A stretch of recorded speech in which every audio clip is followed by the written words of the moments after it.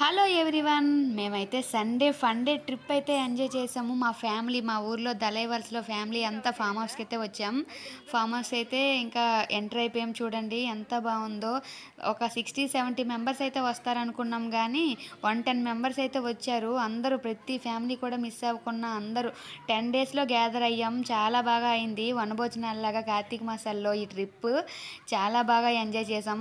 అందరూ చాలా దూరం నుంచి 2 అవర్స్ 3 అవర్స్ ఇంకా 1 అవరు ఇంకా చాలా దూరం నుంచి కూడా కష్టపడి వచ్చారు. చాలా గేమ్స్ అయితే ఆడుకున్నాము, మంచిగా ఎంజాయ్ చేసాము కూడా. ప్రతి గేమ్లో పెద్దవాళ్ళు, చిన్నవాళ్ళు, మిడిల్, యంగ్ ఏజ్, అబ్బాయిలు అందరూ కూడా పార్టిసిపేట్ చేశారు. చాలా చక్కగా అయింది.